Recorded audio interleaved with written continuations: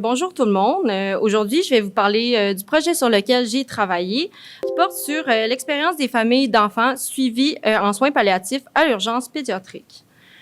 Premièrement, les enfants suivis par des équipes de soins palliatifs présentent souvent une grande complexité médicale et ça fait qu'un tiers des enfants suivis en soins palliatifs se présentent à l'urgence.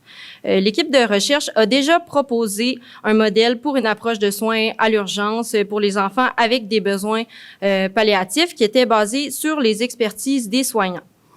Malgré le fait que plusieurs études ont été menées à l'urgence auprès des adultes, la perspective des familles sur les visites à l'urgence a jamais été investiguée en ce qui concerne les soins palliatifs pédiatriques. C'est pourquoi l'objectif est donc de rapporter les expériences et les besoins des parents d'enfants suivis par une équipe de soins palliatifs pendant les visites à l'urgence. Cette recherche, c'est une étude qualitative constructiviste canadienne qui a été faite dans 3 hôpitaux pédiatriques tertiaires. 15 entrevues semi-dirigées d'environ 1 heure ont été faites avec 1 ou 2 parents qui ont été menées par Dr Nathalie Gaucher et Dr Anne-Josée Côté. Des données démographiques aussi ont été collectées des participants. Puis, le guide d'entrevue a été développé par une équipe interdisciplinaire en soins palliatifs, soins complexes, urgences pédiatriques et éthique. Les entrevues ont été menées en français ou en anglais de décembre 2021 à novembre 2023.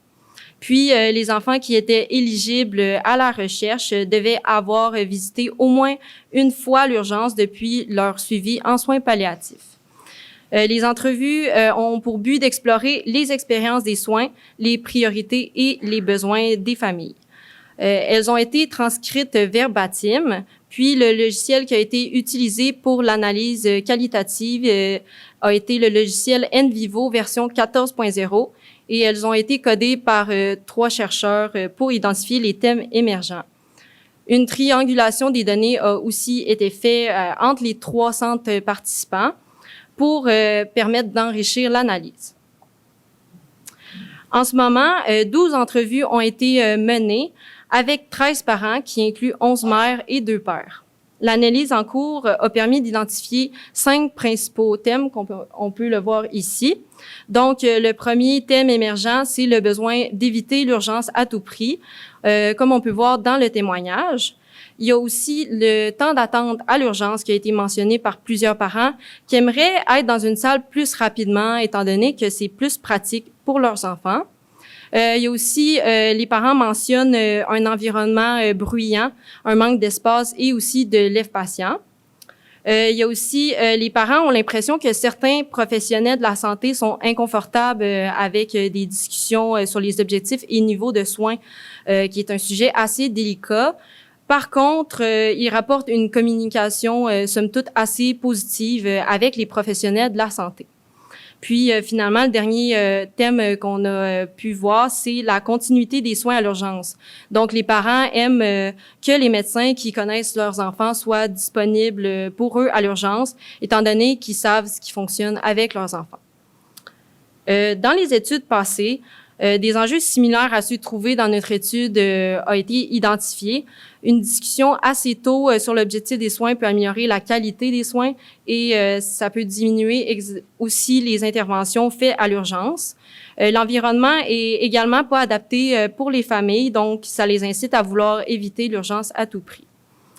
Aussi, quelques limitations ont été associées à la recherche. Par exemple, il y a eu beaucoup d'entrevues faites avec les mères, donc ça serait intéressant d'avoir l'avis aussi des pères. Puis, les entrevues ont été faites pendant et après la COVID, donc ça pourrait influencer l'expérience des familles pendant les dernières années. En conclusion, cette étude, c'est la première à explorer le vécu aux urgences des familles d'enfants suivis par une équipe de soins palliatifs. Certains enjeux sont plus réalistes à résoudre, comme avoir un environnement conçu en fonction des familles avec enfants complexes ou encore établir une formation pour les professionnels de la santé sur l'objectif des soins. D'autres enjeux plus complexes, comme le transfert d'informations ou encore la continuité des soins, nécessiteront peut-être un processus plus adapté pour ces familles.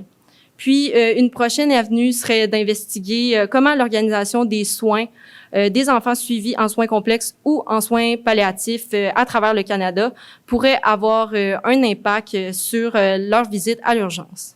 Merci beaucoup.